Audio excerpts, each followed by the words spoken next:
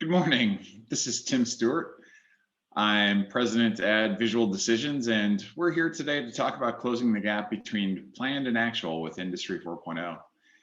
At Visual Decisions, we've been in the business of utilizing information from the shop floor to improve continuous improvement since about 2002.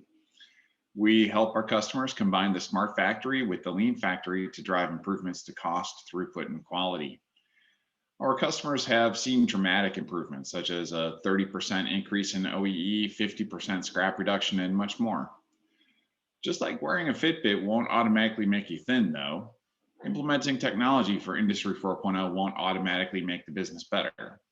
The culture of the organization and the business processes must be adapted to take advantage of the new capabilities to drive real improvements. That is why we have a unique approach to work with our customers to adapt processes to take advantage of the new capabilities and help establish a true data-driven manufacturing culture. So as you saw in my quick preview there, we're here today to talk about closing the gap between planned and actual. As a quick procedural note, if you have questions during the presentation, please enter them into the Q&A and I'll get to them at the end of the webinar. Thank you. So what are the causes for the gap between planned and actual? Well, there's really two sides of the equation. There's planned and then there's actual.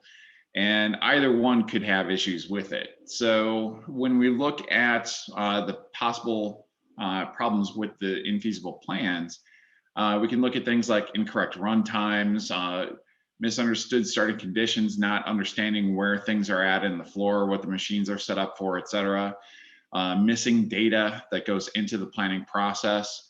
And with all of these different things, you end up in a planning system with garbage in, garbage out. And I actually sold and implemented supply chain and factory planning systems for a number of years. And so, I have a good understanding of all the different things that can go wrong there. From an execution point of view, for the actuals, it's really variability in the process or variances in execution that lead to those same issues. And we'll go through this in more detail in a little while, but that could be from the manpower, the machine, the method, or how you're executing on the shop floor, the material variability, measurement, or environment. So why is it actually important to match planned and actual? Well, if we do a thought exercise and if we think about the manufacturing process, if it had zero variability and it went exactly to the plan, well, that would mean, first of all, that we'd have 100% customer service levels. Our customers would be very happy with us. And there's a decent probability that we could actually sell more to them. We would be able to carry minimal inventory starting at the customer. Again, if we have zero supply variability, then we only need enough finished goods inventory to cover our demand variability. And so we could dramatically reduce how much finished goods we have to carry. If we look at our work in process inventory, we should be able to do a much better job aligning the processes through that planning process so that we can carry a minimal amount of work in process inventory because we don't have that process variability that we have to account for. And then from a raw material perspective, we should be able to tell our suppliers exactly when we will need those materials so that they can deliver to us on a just-in-time basis. We can minimize that cash-to-cash cycle time. So if we're reducing the amount of raw material inventory, work in process inventory, and finished goods inventory, by definition, we're also minimizing that cash-to-cash cycle time and how much money we have to keep tied up in that supply chain to actually run the business effectively. And furthermore, kind of as a side product here, if we have no variability in the process, that means we're not producing any bad parts. And because if we're producing bad parts, then inherently that means that we have variability in the process.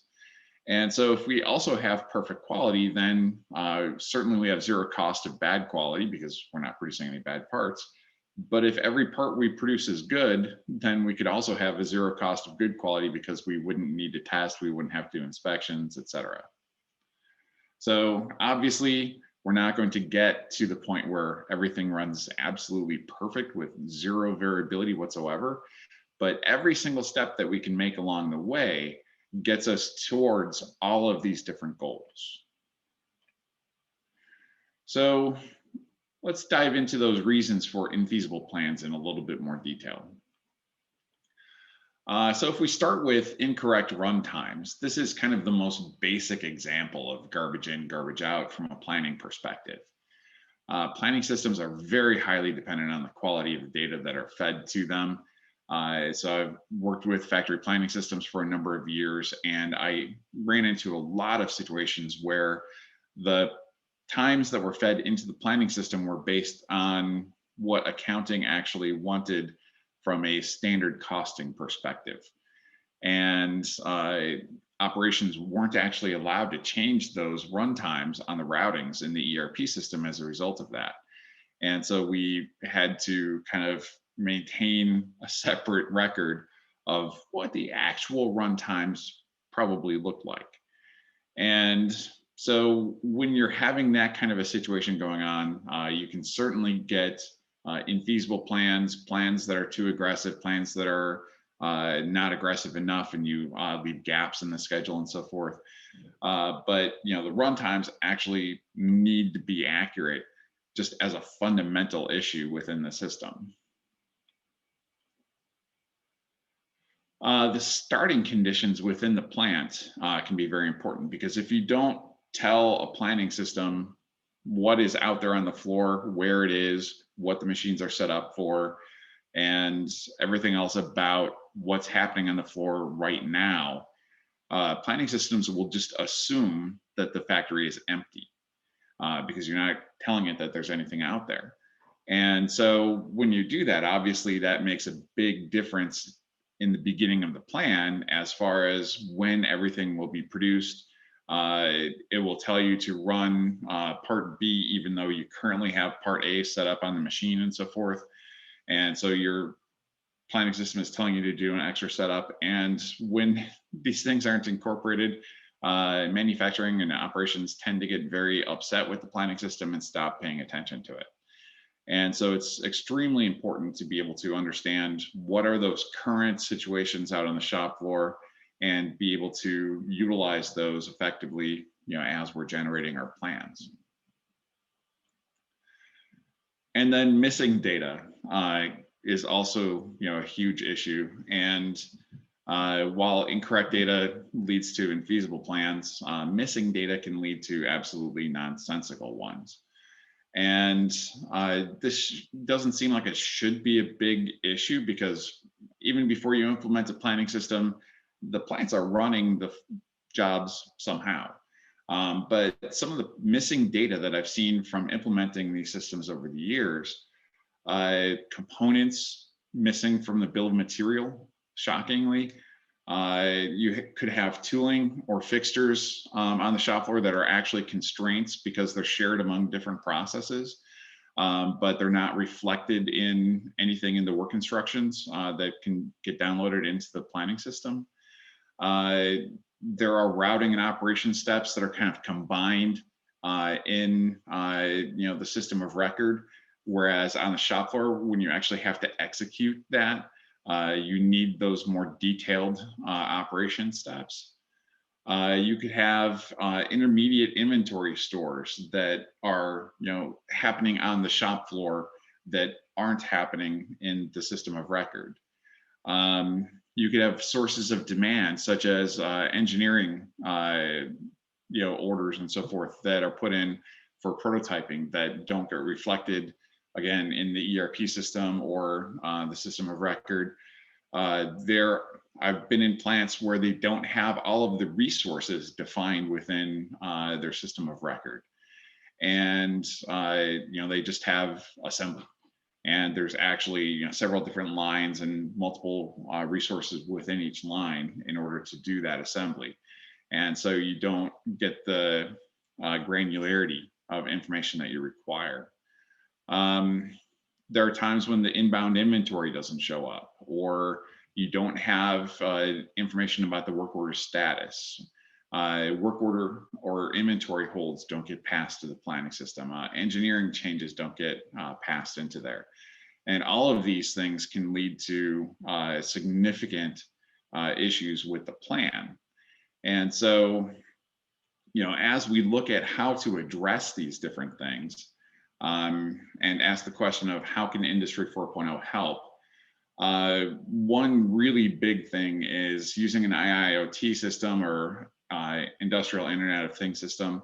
You can get information from pretty much any part of the process and all of the process, because the whole idea of the IIoT is that I can put sensors pretty much anywhere. I can connect to those PLCs and collect pretty much any data that I like. So if we think through those 3 slides that we just went through for correct runtimes, well, obviously, if we can connect to those PLCs or put sensors in place, we can figure out exactly what the production rates are, or the production runtimes, depending on how you're measuring that process, and get those as exact as we want. As far as what's happening right now, again, if we're connecting directly to the machines, we have that ability to understand what all of those machines are set up for currently. If we're using, for instance, an RFID tags on the different inventory lots, we can see exactly where those pieces of inventory are within the facility, and we can see the entire material and the entire resource picture. We can also get information about our people and who's in attendance, and pull that information from Kronos or other methods of collecting information about the people as well. So we can understand who's in attendance that day and what processes is that going to affect if we have people absent. In terms of filling in the missing data, again, obviously, all the information that we're collecting here from the shop floor can be pulled into that. There are pieces that you will not be able to address with an IIoT system, such as engineering change definitions and so forth. For those, you need to tie back into either an engineering system or fix the process of getting that information loaded into an ERP or something else. And so there are some information gaps that we can't close with an IIoT system, but the vast majority of them we can. So from a planning perspective, that is certainly, those are all things that we can do in order to fix, those problems. I do have one question into the Q&A. I'll take it right now since it's probably one that's common. There will be a recording link that's provided afterwards on my website, which is visualdecisions.com. You can go there, and underneath the webinars menu item, there's a link to all of the different webinars that we've done within the past 12 months. And you can also get a PDF copy of the presentations. Usually I get those uploaded within a day or two after the webinar takes place. So by the end of the week, this will be available. All right. So then, if that's the planning side, looking at the execution side, this is where we tend to think a lot more about the amount of variance that we have. And so as we look at the different causes of variance within execution, the very typical Ishikawa diagram or fishbone diagram is divided up into man, machine, method, material, measurement, environment. And those are kind of the major factors that are contributing to either downtime on the machines or defects. And I'm going to focus in on the top 3, man, machine, and method, but just real quickly about the bottom 3. From a material perspective, again, utilizing RFID or tracking into other systems and so forth. Within the supply chain, we can get a better handle on when materials are available, tap into the material quality testing and so forth. So those are things that we can do to get better visibility of it. There's not a lot that those will do, or at least from an IoT perspective, or AR or machine learning. to really reduce the amount of variability, except for the fact that we can track when we have material issues over time, feed that back into our supply network, and work with them to really reduce the amount of variability that we're getting in those materials. So by tracking that information over time, we can indirectly impact our future variability that we have with those things. Measurement and environment, we can certainly improve how we're doing those with IIoT by plugging those into directly to our systems that can help control how we're measuring, how we're running our HVAC equipment and so forth, to reduce the feedback loops on those so that we can control them in more real time. And for environments, have better, more sensors out on the shop floor and actually fine tune the variability that we have within our cooling and so forth. So going back to the top three, I'm going to kind of tackle those in order. So from a manpower perspective, if we look at the primary causes of variation for manpower, some of the questions that we can ask are these.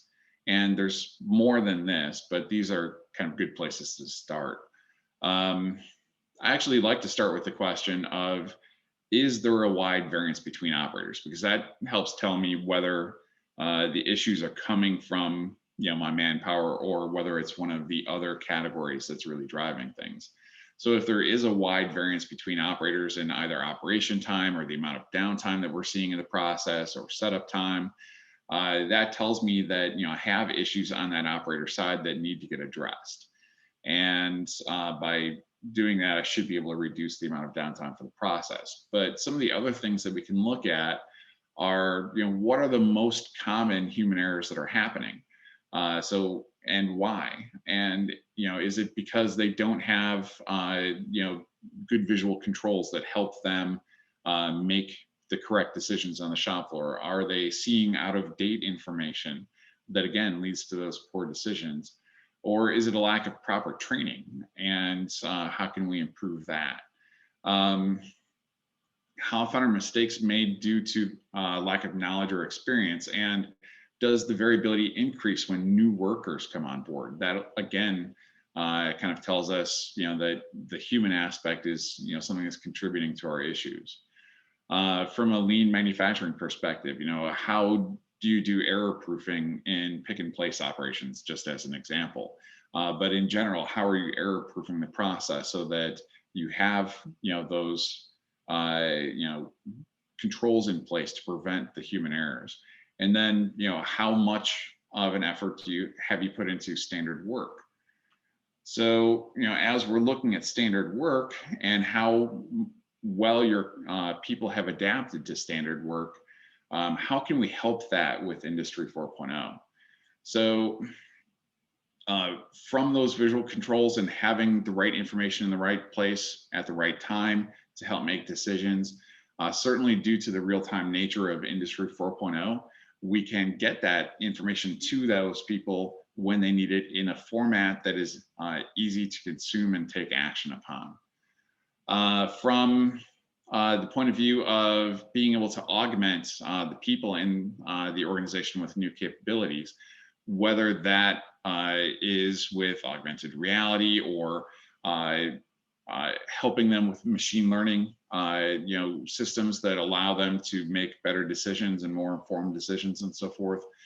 Being able to encourage the adoption of new and standardized work practices. So as we're implementing these systems on the shop floor, it gives us an opportunity to really work with our workforce to adopt these new practices and so forth and drive that standardization.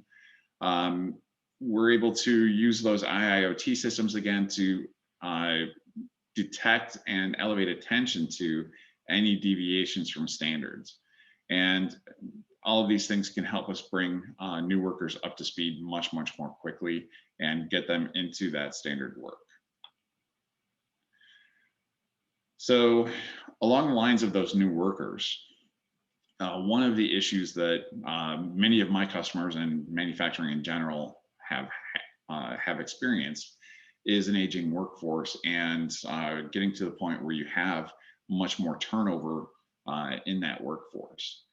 And when you do have a number of new workers, you can get skills gaps. You can, they're dealing with more and more complex processes and products all the time.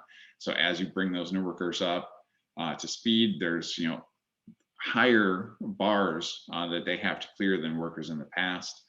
And, customers are increasing, faster delivery and, more and more complexity all of the time. And so, how do you get new workers up to speed fast enough to deal with, all of this additional complexity? And to some extent, even, how do you take workers that are set in their ways and get them to, effectively address this new complexity as well? And so as we look at those people in the process and so forth, if we can improve that worker efficiency, we can reduce attrition, we can improve training and productivity, we can increase our quality and reduce our operational costs through these different efforts. And so one big lever that I want to emphasize, because it's something that's really new to manufacturing, is augmented reality. If we look at IoT systems, they're really just a new and more flexible generation of shop floor tools that we've had with point OEE systems or MES systems or other systems in the past that have been out there to collect data. IoT systems are basically just a new approach to doing that same thing, a new generation. Augmented reality capabilities are something that is kind of brand new to manufacturing, and give us capabilities that we really haven't had before. And so, with these systems, we can capture the information from our experts on the shop floor much more easily and effectively, rather than having them taking them off the floor to write these instructions down manually and so forth, or doing detailed interviews with the experts in all of the different areas. We can basically just put these glasses in place, have them capture what they're doing as they're doing it, and then turn those into very, very visual work instructions for anybody that's new coming into the process. So we can create those SOPs very quickly and effectively. Remote assistance is another key area where we can help our people do things much more effectively, especially in this era of COVID. Being able to have that remote assistance is sometimes very critical. Corporate resources aren't able to go out to the plants in many cases, or are limited in their ability to do so. Even providing support from one group of experts in a single large facility to people on the line can be done much more effectively utilizing these tools. It helps improve operator safety and health, and then you can dramatically reduce the cost of this expertise on site, and you can accelerate the problem resolution as well. So from a machine point of view, variability exists in pretty much every single machining process or assembly process or pretty much any manufacturing process. And there are a number of improvements that you can get from Internet of Things and machine learning platforms. So first of all, by collecting the information and analyzing that information, you can start to identify, what are the typical types of problems that you have, any patterns that are associated with those, and inform your, Kaizen and root cause analysis processes with this information to really make those much more effective at driving out the variability from that process. But then we can also think about taking that to the next step and utilizing machine learning applications to take that information and start to do classification, predictive analytics, and so forth that allow us to do much more than we ever could before. So in terms of how we do that within a Kaizen process, as an example, there are a lot of different ways of organizing a Kaizen. I'm just using a typical 6-step process here because, hey, I had a graphic for it. Um, if we look at identifying the problems, analyzing the current processes, creating solutions, testing the solutions, measuring and analyzing the results, and then standardizing, each and every single one of those different steps is either reliant upon data or benefits from data.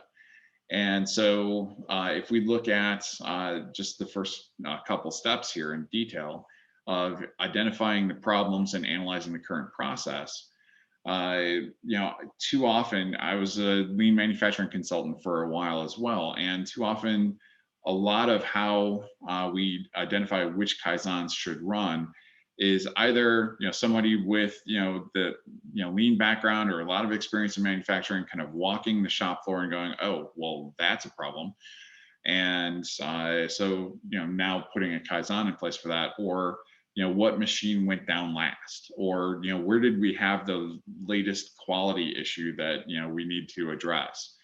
And many times it's that squeaky wheel that gets the Kaizen. And so, how do we make that more data based? How do we look at what are the systemic problems that are driving the most cost or the most inefficiencies for the business, and utilize our improvements time for those particular issues? And so if we can make that much more data based, if we can tie that into the dollars that are associated with the problems, that makes our business that much more effective. And for doing root cause analysis or analyzing the process, kind of, across, a different sequence of steps, certainly, I don't think anybody's going to question the value of data there. But then as we're going through and creating and testing solutions, being able to measure the effectiveness of those different things, being able to use simulation techniques and so forth, to be able to do those, having a digital twin or digital representation of the process and being able to look at changes there first are going to help significantly. And then measuring and analyzing the results and standardizing the solution and so forth are all things that will be heavily impacted. So just as an example, we worked with a bakery and we were able to get information from the process itself, actually utilizing Kepware. And in this particular case, we put a graphical front end on this using the Click BI tool. And for every single time we had a downtime or quality loss, we had either information coming from the process itself or the operators give us context for what happened. And over time, we're able to look at those categories of where were the areas in which this was happening, how did we categorize it, what were the different causes, what material was running at the time, and look at the trends for how we were actually seeing those losses occur. And as we drill into those bars up on top, for instance, if we drill into equipment loss and then oven, we see that the graph changes shape significantly, so that most days we're losing very little time due to the oven, but then we have these big spikes. And we were finding that we had a preventive maintenance issue that was actually very easily addressed once we knew that it was the case. And we were able to take care of that and eliminate the biggest source of downtime in that facility in just a few days once we had the data.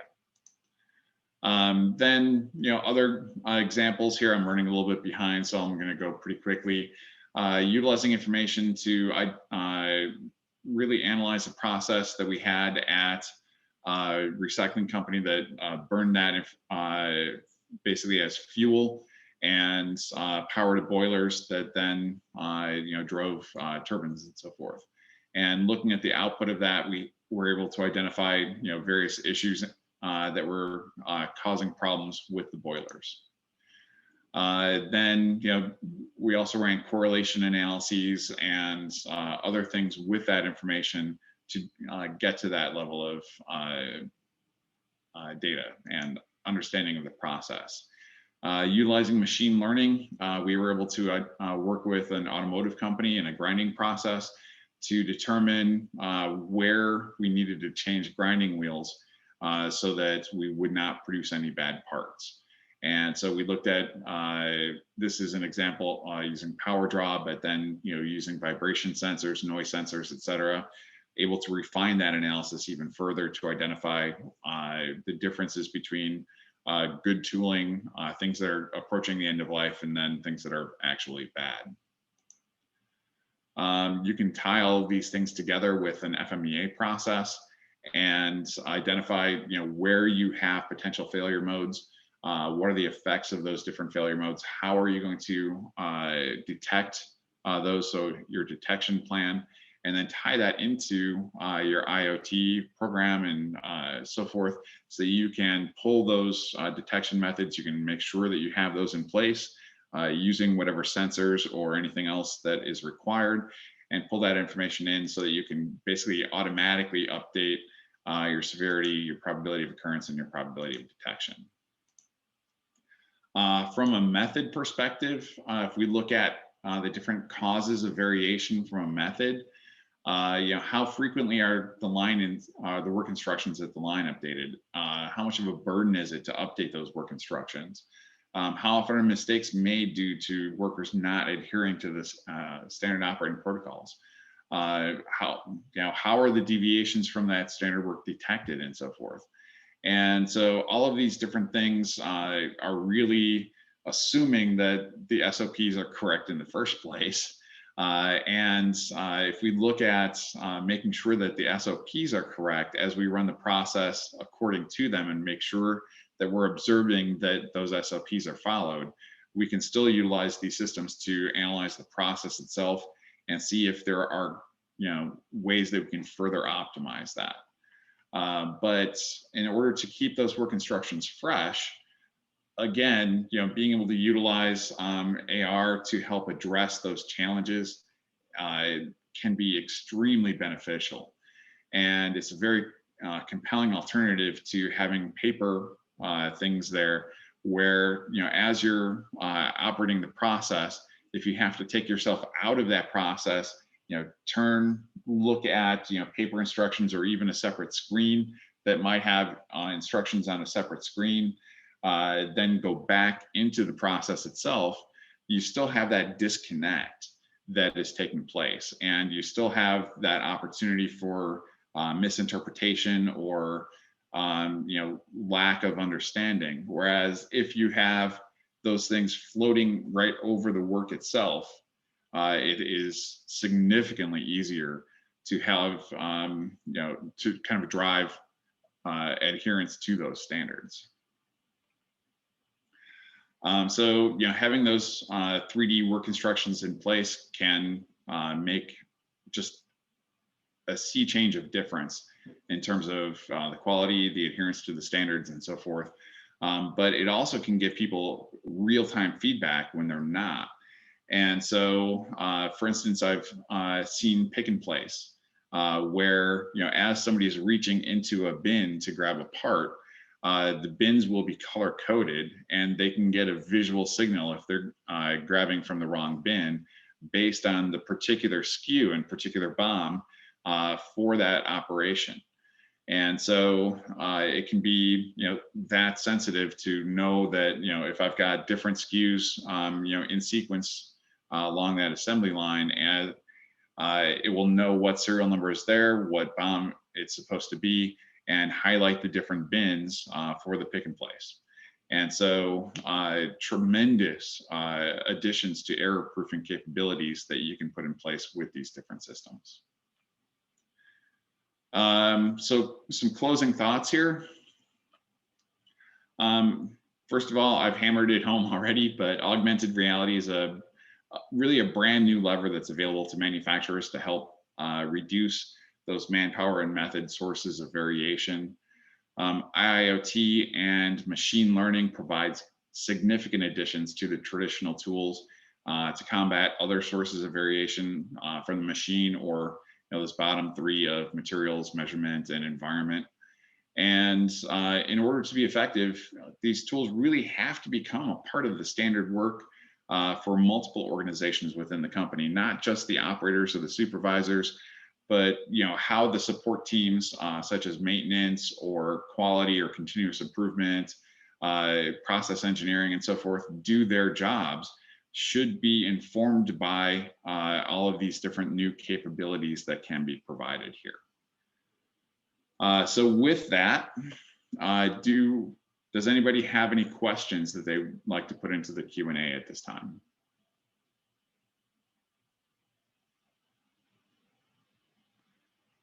All right, well, thank you very much for attending today. And as I said earlier, all of these, this presentation will be available in a day or two on my website at visualdecisions.com. And the presentation itself will be available as a PDF. So if you have questions, please feel free to reach out to me at either my email or phone number that you see here. And if you don't mind, I will also follow up with each of you to get your impressions of the presentation and how you might be addressing some of these different issues within your organizations. Thank you very much.